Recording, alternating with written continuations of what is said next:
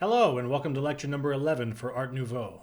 By the middle of the 1800s, the obsession with strict rectilinear shapes, with Palladianism, with really rigid societal structures was starting to wear off a bit. We're still in England, where the next few phases of this are going to be centered. And by the middle of the 1800s, something called the arts and crafts movement had begun to take hold. And what it was, an international movement of the decorative and fine arts that flourished between 1880 and 1920. It was all about traditional craftsmanship, simple materials, natural materials. It often used medieval, romantic, or folk styles of decoration. So in this photo here, you can see not only there's a tapestry, there is like a little bit of a Tudor sense to what we see going on here, and some of the light fixtures even are a little bit medieval. And the purpose of this and the reason it came about is we talked about before the way the pendulum of history swings back and forth. Well, for now, all of that attempt to appear serious and important had been achieved, and a reaction against a lot of that stuffiness and also against the coming industrial revolution and the idea that society had to be strictly regulated in every way. This was kind of the first hippie movement. This was all natural, organic. It was more about being comfortable at home and about creating spaces that were more related to real life.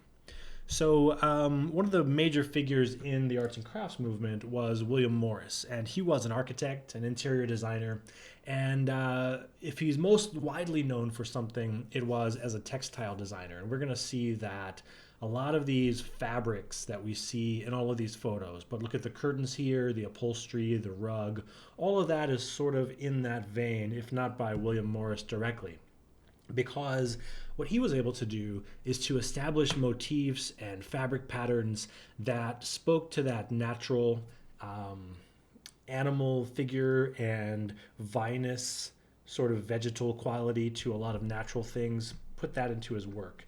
And so, as you can see clearly from this photo, we're not talking about a broad, fair, and equal society.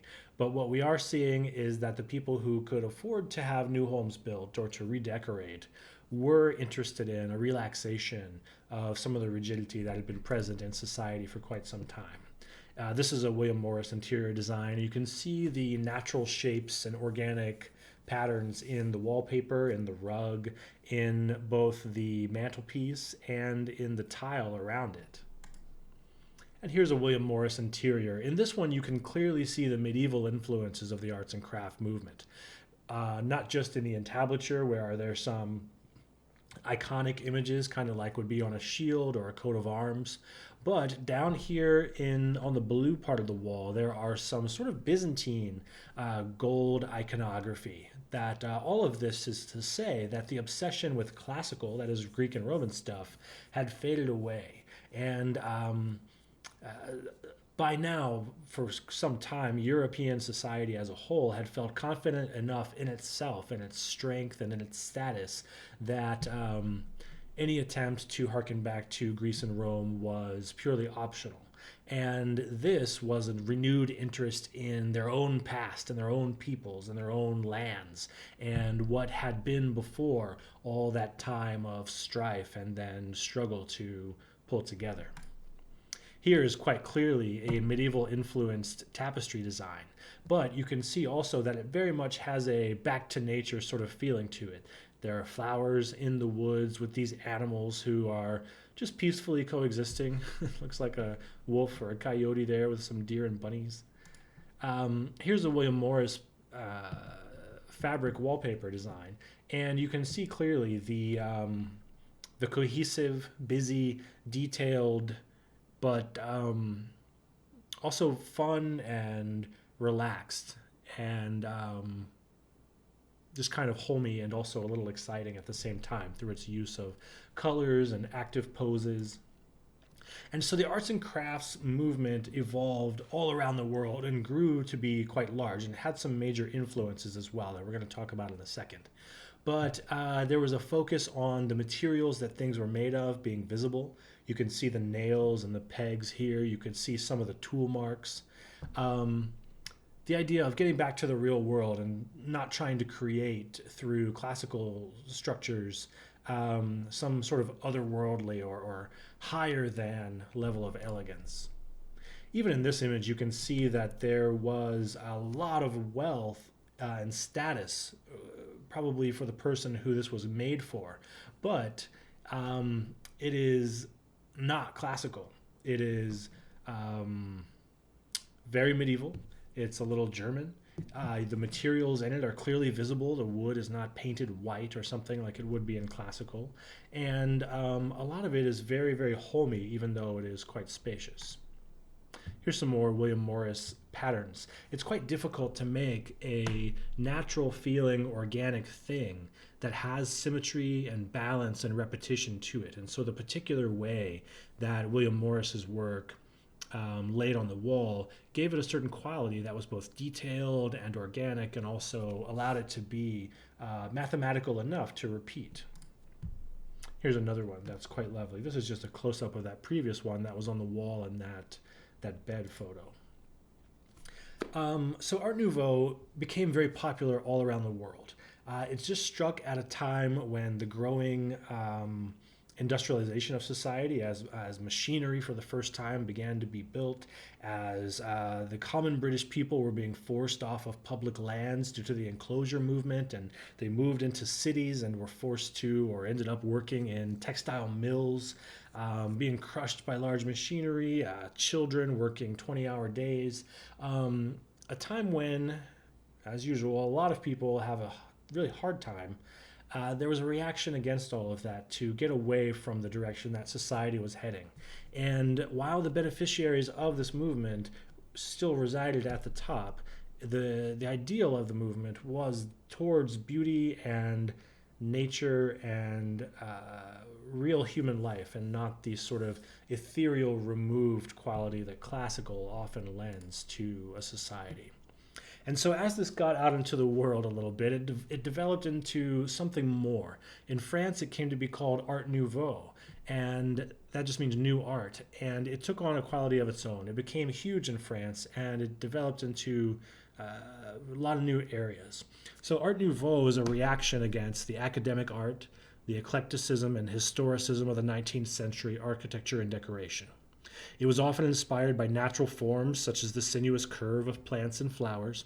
Often characteristics of Art Nouveau were a sense of dynamism and movement, often given by asymmetry or whiplash lines. So here in this storefront, you can see that it's quite symmetrical overall, but if you zoom into the door, that's not symmetrical. You can see that overall it has a lot of dynamism and movement to it. And it would be very difficult to create this, not the least of which would be cutting out the glass to fit into these window frames. It's also probably quite fragile compared to a more rectilinear structure. But it gives a sense of both a natural enclosure and of an energy and an excitement in the shape of the curves itself. Here are two of the most famous Art Nouveau things, one of them being the staircase, which has been widely photographed, maybe the most photographed staircase in history. And it is remarkable in its use of new materials, putting raw unpainted wood and steel together with plaster and stone and tile. But obviously its intention is that it feels natural, even though it includes a lot of steel. For example, note this column here that is holding up the staircase. It's clearly made of either iron or steel, and yet it is also clearly shaped to look natural and feel like vines or flower branches reaching up. It's kind of to match what's on the wall here. And this absinthe poster here is also a very, very famous Art Nouveau print. And printing is something that is coming to be not just for books in this time period. Color art prints are now possible. And that's happening at the same time as something else, which is the invention of the product. So before this time, if you were to buy a hammer from a blacksmith in Berlin, it would be a certain way. And if you were to buy another hammer from another blacksmith in London, it would be different. It would still be a hammer, but it would be different. Now, factories would be churning out identical products that you could get over a large geographical area. And so you could be advertised to buy something here or there by a company who wanted to sell a lot of the same thing. And when color printing met production, advertising really was invented. And we see that here with this absinthe poster, and we're going to see it a lot more too. And what's valuable about that is for the first time, a lot of people could see color art at a fine quality level and talk about it. Not everyone could afford to travel to a foreign, distant land and go to a particular museum to see a painting, but everyone became the subject of advertisement, and it brought art to everyone in a slightly different way. So Art Nouveau architecture took on a lot of different forms. There was still, of course, a lot of other architecture going on, and there was a lot still use of stone and brick and wood structures like we have typically seen. But bringing the Whiplash Curve and Art Nouveau influences into exteriors, it took on a lot of different forms, from this one where we can see that it's wood that is painted to protect it from the elements, to this one on the left that is tile that's been painted and then glazed and fired so that it is both decorative and highly durable from the elements. On the right-hand picture here, we can see sort of a classical shaped and materialed building that nonetheless has been shaped with Art Nouveau and Romantic elements to give it a feeling and a story that is a lot more organic. On the left here, we can see a Paris metro entrance that is steel or iron, but is fundamentally Art Nouveau in its structure. So a lot of these different shapes were experimentations, and a lot of the Art Nouveau exteriors can be both beautiful and interesting, and can be not as successful as well. But overall, you're going to be looking for that sinuous line and that interesting curvilinear shape to it. Some of it was quite dramatic, as we see here, and then some of it could even be very decorative and golden, as we see on this conceptual pair of doors here on the left. Our first keyword under the Art Nouveau general heading is the Whiplash Curve. And the Whiplash Curve is not like scroll work like we would see in classical. It's not concentric rings. It's not anything that we have seen before. It is a curve that can stand alone, that can be asymmetrical, that can have a balance just that's related to the overall composition. So both in this image on the right and in the hair tendrils that we see on this Sarah Bernhardt poster, we're seeing the Whiplash Curve, and you can imagine a whip being cracked in the air, or more likely the way that vines climb and curve on a trellis or something like that.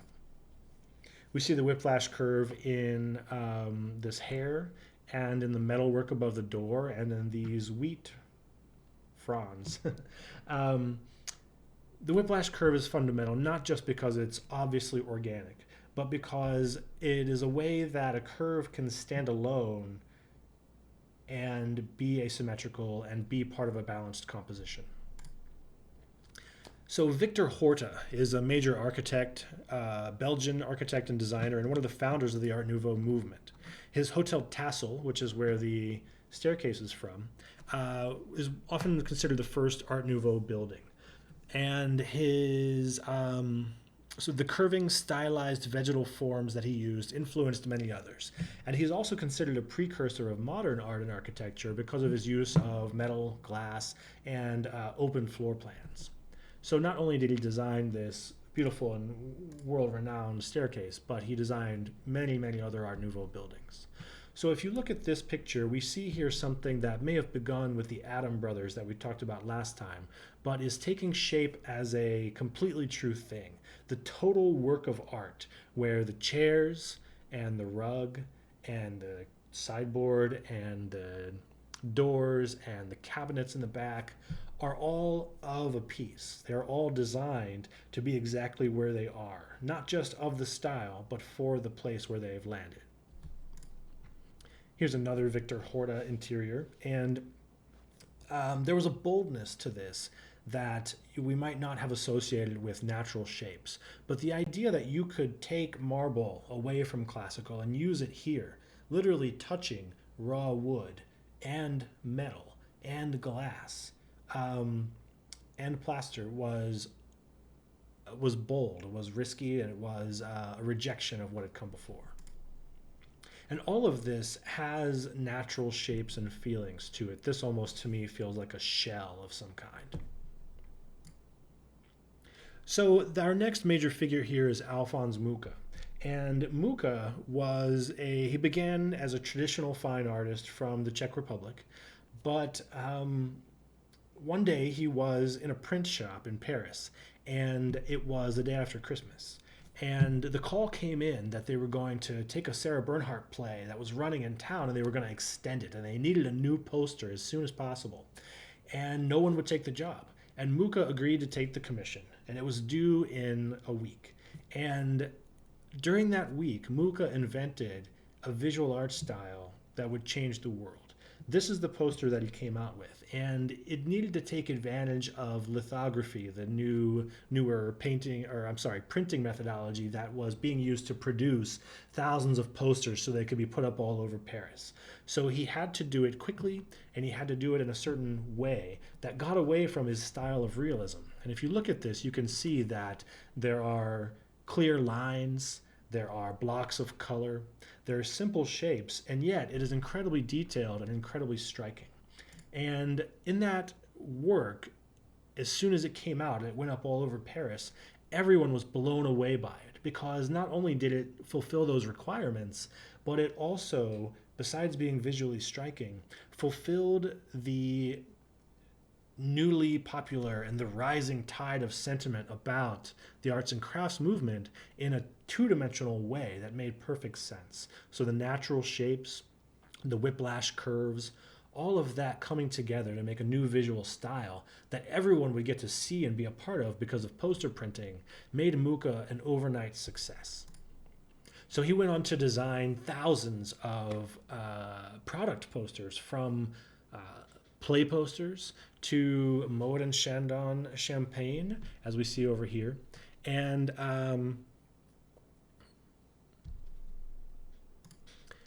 it went on and on. So this, I think, is either a dye or a laundry soap here on the left. But it's a great functional graphic design because it's easy to read and clearly to see what it is. But it also has a very striking beauty and romance to the story of what's being done here. On the right picture, we can see a menu.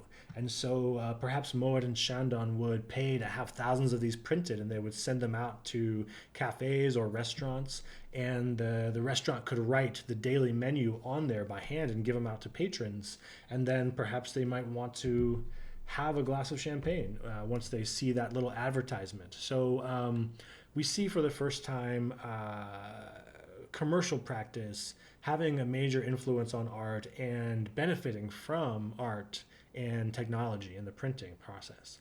So there are just thousands of works out there that Mucha went on to do. He spent most of the rest of his life working in this style, only towards the end of his life to come back to realism, or a heightened sense of realism. He did a vast series of really huge wall murals that he gave to the Czech government that was sort of about the mythos of the Czech people and their history over time.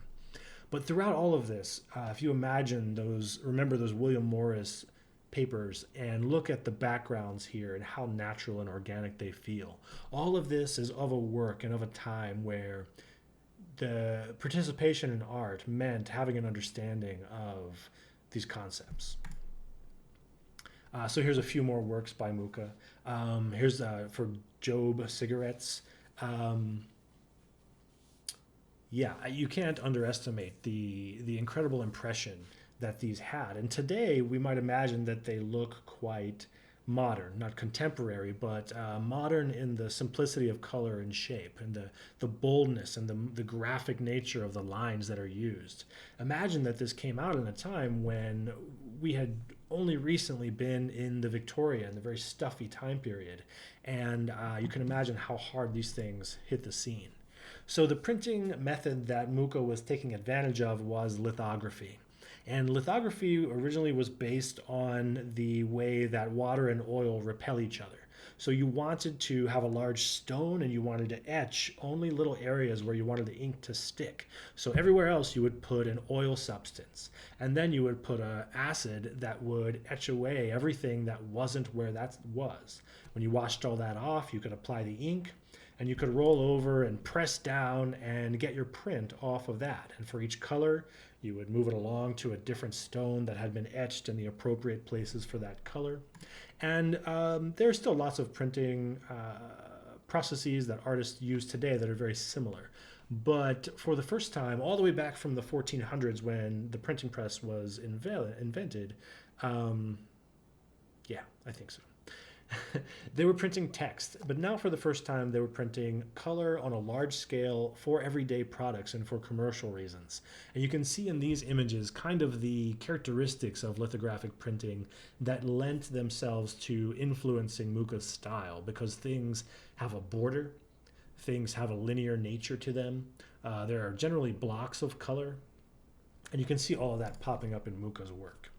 Our next keyword is Japanism, and that is a French word for, let me find my mouse here. First described by French art critic and collector Philip Berdy in 1872, Japanism is the study of Japanese art and artistic talent. There was a huge new interest because in 1852, for a long time, Japan had been closed to the West. They didn't want to be influenced by the world. And the United States Navy went to Japan and said, we are going to force you to open up to world trade. A very interesting time in history, worth looking up and studying about. But the effect of that was that a vast amount of goods and prints, woodblock prints, and textiles came out of Japan and went all over the world. And it inspired interest in Japan at a time when there was already a heightened interest in nature and in simplistic or in simple forms and shapes, which are so inherent to the character of Japanese art. And so what we're seeing here are several Western paintings about people in kimono-like dresses or robes, and then also a series of Japanese artwork near it. So because the Japanese were doing prints as well, a huge amount of art came over and influenced and was shared by everyone. Here's a painting by Van Gogh of, you can clearly see that he's in front of a bunch of different Japanese art woodblock prints. This is a picture of the Great Wave by Hokusai, which is said to be the most produced artwork in history. And to Japanese scholars, it was considered to be not that Japanese and fairly Western, particularly because of its heavy use of Prussian blue, which was a pigment that was only newly available to Japan and to the world in general at this time. But to the West, it had an incredible series of characteristics that was very interesting to artists based on what they were interested in at this time, both in its simplicity, in the cleanliness of the line, in its stylism, and the dynamic energy and the movement of the piece, that it just feels, although it is completely still, as if we're looking at a moment of incredible chaos and action. You can even see the shape of the Whiplash Curve very present in this image. Our next leading artist in this style is Louis Comfort Tiffany. And he was initially a painter, but he began studying glassmaking in a factory near his home, and he became obsessed with colored and patterned glass. Drawing inspiration all the way back from the Gothic period, he went on to make many, many masterpieces, but his stained glass was far beyond anything that had been done before. So if you remember those cathedrals and the other mostly religious stained glass, it was beautiful, and it was also mostly geometric in shape.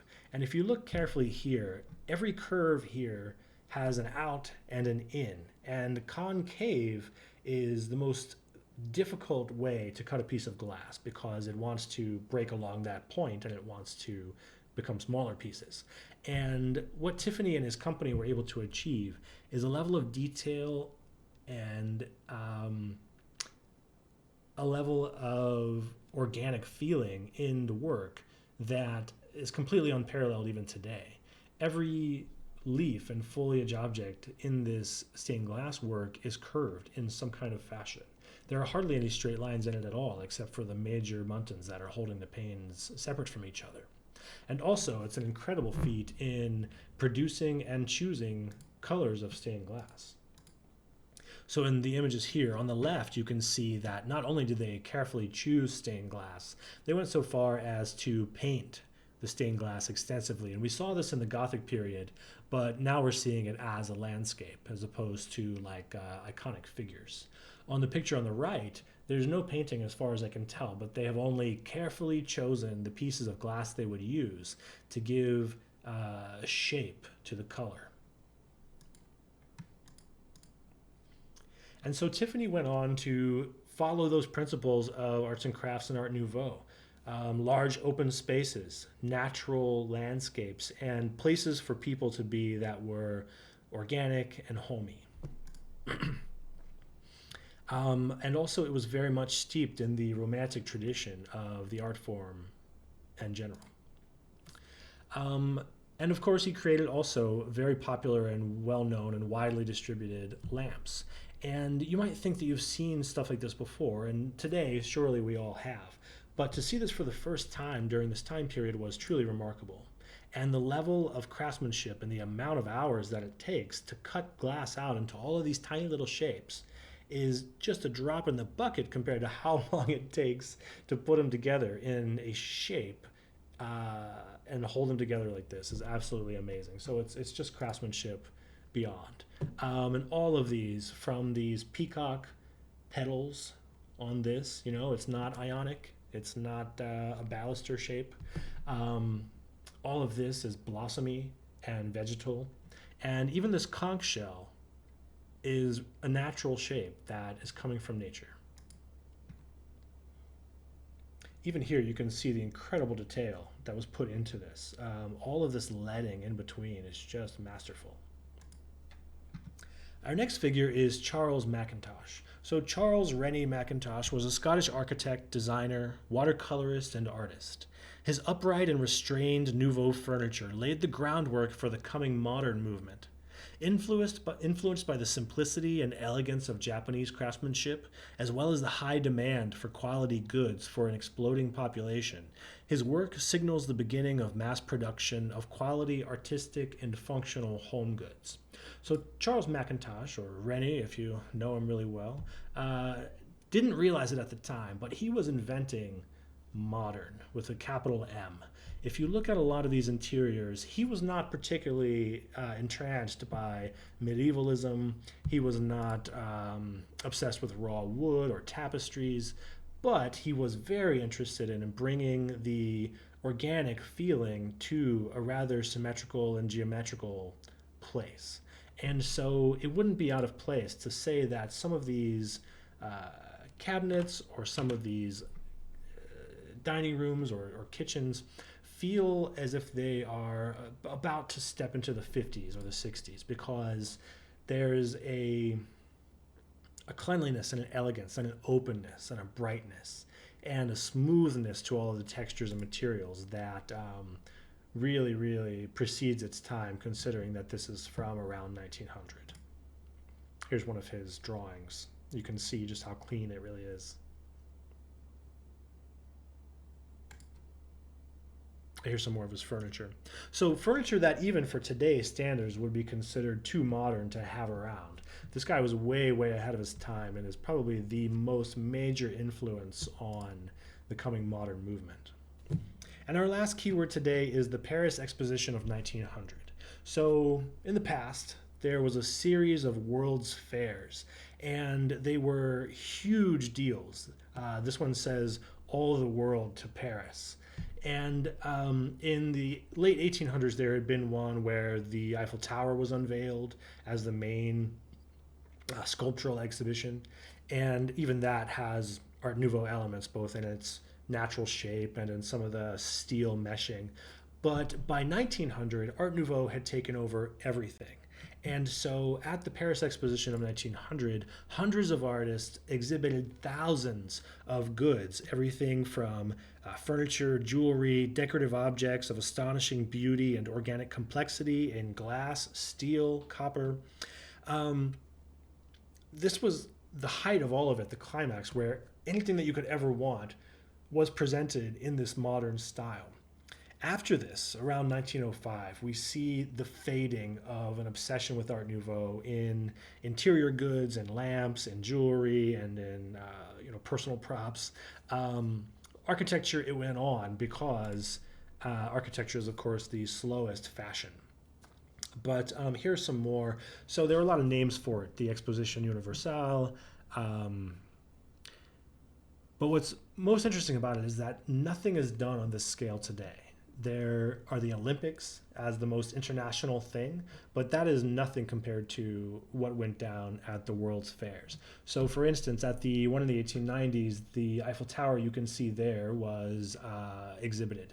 At the one in Chicago just a few years later, an architect named Ferris brought a new invention called the Ferris wheel that he had created as a response to the Eiffel Tower. He said, if you can make something that's a huge steel structure, I can make something that's a huge steel structure that moves. And the first Ferris wheel at the Chicago World's Fair, those cars, those individual little cars, were the size of city buses, and the whole thing could fit 15 or 1,600 people on it as it would spin.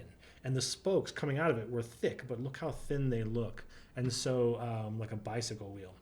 So, of course, in 1900, they brought the Ferris wheel to Paris, and every major country would send a huge delegation and spend millions of dollars on their kiosk or their whatever to present their own artists and architects and just to represent their own culture and show that they were a part of what was going on. Here's a view of the Eiffel Tower from the base during this time period, and here's a more close look at that Ferris wheel Paris poster. So here we have seen many, many works of printed art, and from here on out, the printed page is going to play a major role and a major place in art and be debated about its quality and its value as artwork. Even today, we debate the value of digital unprinted artwork and whether it can be the same if there are no originals. But the print was the original, no original artwork. And some of these posters are priceless today. So those are our major keywords for the Art Nouveau movement. In conclusion, overall, Art Nouveau was an incredibly popular style because it touched on a moment in history when civilization was ramping up in complexity and stress. The Industrial Revolution and the rise of international politics and banking were all beginning to forge a cold, unwelcoming world.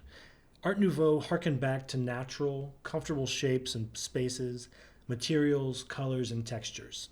It discovered ways to use new materials and methods to bring mass production back into the realm of the experiential aesthetic.